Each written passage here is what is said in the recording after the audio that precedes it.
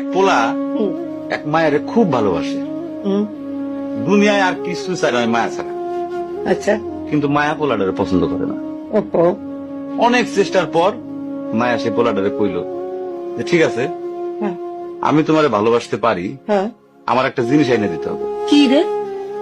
পোলাটা তখন কইল যে তোমারে পাওয়ার লিগা আমি দুনিয়ার যে কোনো জায়গা থেকে যে কোনো জিনিস এনে দিতে পারি। হ্যাঁ, হ্যাঁ। মায়েরা তখন কইল তুমি তোমার মায়ের কইলজাটা আমার এনে দাও। কি ক- কি ক- কি কি- কি- শুনোই না, কি গল্প শোনালি দিদু? পোলা তখন দৌড়াইতে দৌড়াইতে তার মায়ের কাছে গেল। হ্যাঁ, মারে যায় কইল হ্যাঁ, মা আমি একটা মায়ের ভালোবাসছি, আমি তার ছাড়া বাঁচুনি, হ্যাঁ। কিন্তু ওই মায়া আমার একটা জিনিস নিয়ে যাইতে কইছে, সেটা হলো তোমার কলিজা। তুমি যদি তোমার কলিজাটা আমারে দাও, ওই মায়াটা কলিজাটা পাইলে আমার ভালোবাসবে। মা তখন কইল তুই আমার একমাত্র বুকের ধন, তোর সুখের জন্য আমি সবকিছু করতে পারবো।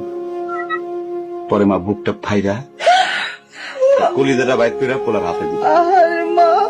পোলাটা কলিজাটা হাতে পাইয়া যে কি খুশি, মা দৌড়াইতেছে দৌড়াইতেছে দৌড়াইতেছে, দৌড়াইতে দৌড়াইতে হঠাৎ রাস্তার মধ্যে উষ্টা খাইয়া পড়ে গেছে। হাতের কলিজাটা হাতের থেকে সুইটা রাস্তার মধ্যে পড়ছে। তখন মায়ের কলিজাটা কইতাছে ব্যথা পাইছো বাজান? কেন? কিন্তু মায়া যদি এইরকম কয়, সেই মায়ের আমি, আমার মনে হয় জগতের সব মায়ে একরকম, মা আমি পারো না, মা আমি তোমার ছাড়া আমি থাকতে পারবো না, মা।